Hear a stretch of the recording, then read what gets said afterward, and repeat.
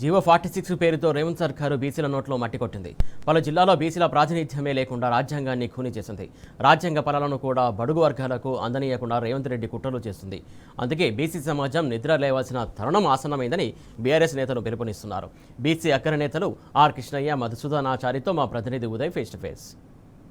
కాంగ్రెస్ ప్రభుత్వం రిజర్వేషన్ విషయంలో ఇచ్చిన మాట ఇచ్చి మోసం చేసిందని చెప్పేసి బీసీ సంఘాల నాయకులు కూడా డిమాండ్ చేస్తున్న పరిస్థితి కనిపిస్తుంది. ఏదైతే మోసపూరిత హామీలు ఇచ్చి కూడా నెరవేర్చలేదని చెప్పేసి వారు చెప్తున్న పరిస్థితి కనిపిస్తుంది. ఏదైతే పార్టీ పరంగా 42% పాత పద్ధతిలోనే రిజర్వేషన్ల ఆధారంగానే లోకల్ బాడీ ఎన్నికలకు పోవడం చాలా విడ్డూరంగా ఉందని చెప్పేసి వారు చెప్తున్న పరిస్థితి కనిపిస్తుంది. దీనికి సంబంధించిన రిజర్వేషన్ సాధన సమితి ఆధ్వర్యంలో కూడా ఈరోజు ఆర్ కృష్ణ గారి ఆధ్వర్యంలో విద్యానగర్లోని తన నివాసంలో కూడా నిరాహార దీక్ష చేస్తున్నారు. ప్రస్తుతం మనతో పాటు ఆర్ కృష్ణ గారు ఉన్నారు. వారి మాటలను తెలుసుకున్నాం. అన్న చెప్పండి, అంటే ఈరోజు ప్రత్యేకంగా కూడా రిజర్వేషన్ల విషయంలో ఇప్పటికే ఎన్నో ధర్నాలు చేశారు, ఉద్యమాలు చేశారు. ఇప్పుడు కాంగ్రెస్ పార్టీ కూడా చెప్పిన విధంగా కూడా మోసం చేస్తున్న పరిస్థితి కనిపిస్తుంది. దీన్ని ఎట్లా ఖండిస్తారు? కాంగ్రెస్ పార్టీ బీసీలను నిలువున మోసం చేసింది, దగా చేసింది. 2 ఏళ్ల నుంచి దాదాపు 2 years నుంచి కామారెడ్డి డిక్లరేషన్ తర్వాత 42% ఇస్తామని వాళ్ళే మేము జనాభా ప్రకారం డిమాండ్ చేస్తున్నాము. 42% ఇస్తామని చెప్పి ఎన్నో వాగ్దానాలు, కామారెడ్డి డిక్లరేషన్, కోట్ల కరపత్రాలు ముద్రించి ప్రచారం, ఇట్లా రకరకాల ఇంటింటికి ఆశ పెట్టిరు, భ్రమను కలిగించారు. తర్వాత ఎన్నో సందర్భాల్లో ఇది సాధ్యమా అనే న్యాయ నిపుణులు చర్చలు జరిగినప్పుడు మంత్రులు, ముఖ్యమంత్రి మేము చట్టరూపంగా ఇస్తాం, మధ్యలో ఒక చర్చ వచ్చింది, పార్టీ పరంగా ఇస్తామని చెప్పి. పార్టీ పరంగా వద్దని బీసీలు అందరు ముక్త కంఠంతో వ్యతిరేకించారు. మాకు బిచ్చం వద్దు, చట్టబద్ధంగా రాజ్యాంగబద్ధంగా ఇవ్వాలని చెప్పి డిమాండ్ చేశారు. ముఖ్యంగా రేపటి నుంచి కూడా 3 విడతల్లో కూడా నోటిఫికేషన్ ఆధారంగా లోకల్ బాడీ ఎన్నికలు కూడా తీసుకెళ్తున్న పరిస్థితి కనిపిస్తుంది. ఈ విధంగా కూడా పాత పద్ధతే కానీ కొనసాగితే మాత్రం బీసీలందరూ కూడా నష్టపోవాల్సిన పరిస్థితి కూడా ఏర్పడుతుంది. దీన్ని ఎట్లా ఖండిస్తారు? వాళ్ళు 42 నుంచి 23 అన్నారు. ప్రాక్టికల్గా చూస్తే 16% మాత్రమే ఇప్పుడు అమలు అవుతున్నాయి. ఓ 2 జిల్లాలలో అయితే 10%. దాదాపు 30 మండలాలలో ఒక్క సర్పంచ్ పోస్ట్ కూడా బీసీలకు రాలేదు. దాదాపు 60 గ్రామాలలో వార్డు మెంబర్ కూడా ఒక్కటి కూడా బీసీలను ఎక్కడ దొరికితే అక్కడ ఊత కొత్త కోసినట్టు కోసి పడేశారు. పదవులు రాకుండా చేస్తున్నారు, నాయకత్వం పెరగకుండా చేస్తున్నారు. ఉద్దేశపూర్వకంగానే బీసీల గొంతు వస్తున్నాను ముఖ్యమంత్రి రేవంత్ రెడ్డి గారు. దీని మీద రోజు ఉద్యమాలు జరుగుతున్నాయి, ధర్నాలు జరుగుతున్నాయి, ఎక్కడికక్కడ మంత్రులను గిరావు చేస్తున్నారు. ఇంకా ఉద్యమము ఇంతవరకు గాంధీ మార్గంలోనే చేసినాం పీస్ఫుల్గా. పిల్లలైతే మేము ఎమ్మెల్యే క్యాంప్ ఆఫీసులు ముట్టడిస్తాం, దాడులు చేస్తామంటే వద్దని ఆయన గాంధీ మార్గంలో చేయండి, మనం గాంధీ మార్గంలోనే ఓట్లేసి గెలిపించినాం, గాంధీ మార్గంలో ఓడిద్దాం.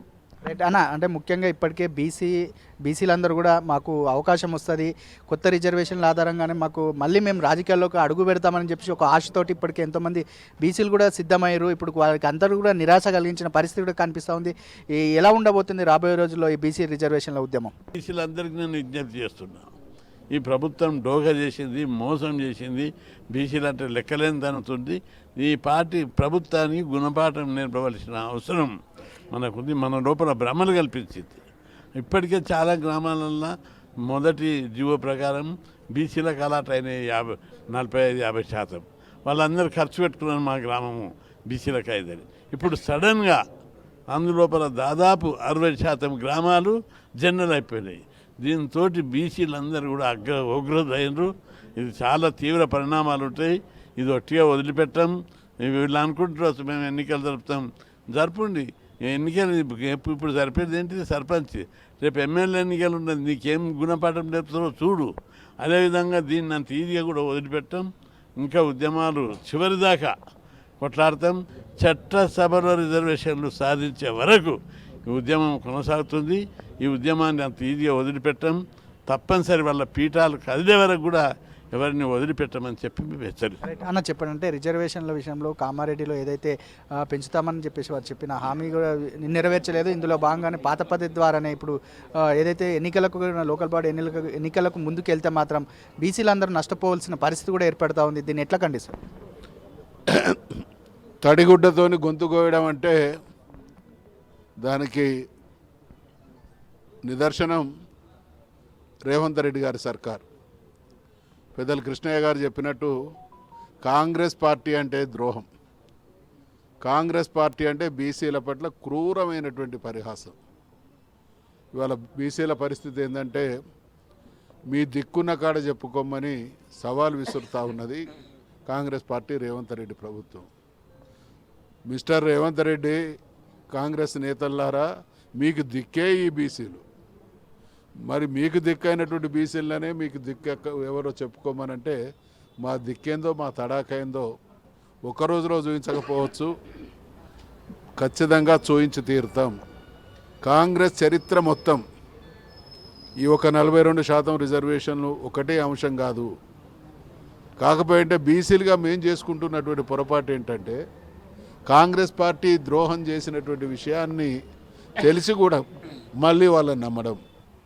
దేశానికి స్వాతంత్రం వచ్చిన తర్వాత కులగణన చేయనటువంటి దుర్మార్గ పార్టీ కాంగ్రెస్ పార్టీ. బీసీ మంత్రిత్వ శాఖ ఇవ్వనటువంటి ప్రభుత్వం కాంగ్రెస్.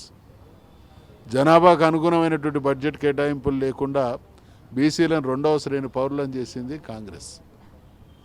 పోరాటంలో సంపద సృష్టిలో ముందున్నది బీసీలు, కానీ వాటాలో వెనుకబడ్డది మాత్రం కాంగ్రెస్. ఇన్ని చేసిన కాంగ్రెస్ మళ్ళీ తెలంగాణలో 42% డిక్లరేషన్ వాళ్ళే చేసి మేమెంతో మాకంతా అనేటువంటి నినాదానికి భిన్నంగా 42% రిజర్వేషన్ చేసి 4 రకాలైనటువంటి ద్రోహం.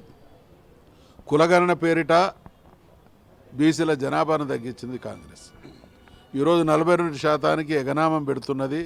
రకరకాల మభ్యపెట్టేటువంటి మాటలు, మాకు చట్టాలు తెలుసు, రాజ్యాంగం తెలుసు, పరిపాలన తెలుసు, సంపద తెలుసు, అన్నీ తెలుసు అని చెప్పి చేతులు ఎత్తేసింది కాంగ్రెస్.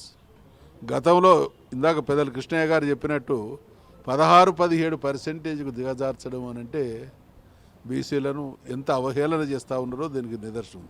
దాంతోపాటు అనేక జిల్లాలలో, అనేక మండలాల్లో అసలు రిజర్వేషన్లే లేవు అనేటువంటి పరిస్థితి వచ్చింది అని అంటే ఇది పరాకష్ట. ఇవాళ రేవంత్ రెడ్డి చేస్తున్నటువంటి దుర్మార్గం వల్ల మాకు ఒక సంకేతం అందుతూ ఉన్నది. కొట్లాడితే తప్ప మీ సమస్యలు పరిష్కారం కాదని, పోరాడి సాధించుకోండి అనేటువంటి సంకేతం దీంట్లో ఉన్నది. ఇక మేము సిద్ధమవుతాం. ఇందాక చెప్పినట్టు ఒక్కరోజు కాదు, చాలా చాలా సమయం ముందున్నది ముసళ్ళ పండుగ. బీసీల రాజకీయ జీవితాన్ని నువ్వు ఖతం చేయడమా, నీ రాజకీయ జీవితాన్ని సమాధి చేయడం మా కర్తవ్యం అనేది తెలుసుకుంటాం. మొత్తానికి చూసుకున్నట్లయితే ఏదైతే బీసీ రిజర్వేషన్ల హక్కులకే ఇప్పటికే పోరాటం చేస్తున్నాం, పోరాడితే పోయేది ఏమీ లేదు, బానిస సంఖ్యలు తప్ప అని చెప్పేసి బీసీ సంఘాల నాయకులు కూడా ఏకతాటిపై ముక్త కంఠంతో కూడా ముందుకెళ్తున్న పరిస్థితి కనిపిస్తుంది. బీసీలను ఇలాగే మోసం చేస్తే మాత్రం రాబోయే రోజుల్లో కాంగ్రెస్ పార్టీకి బుద్ధి చెప్తామని చెప్పేసి వారు చెప్తున్న పరిస్థితి కనిపిస్తుంది. కెమెరా పర్సన్ విజయ్తో కలిసి దిగిరెన్ టీ న్యూస్ విద్యనార్.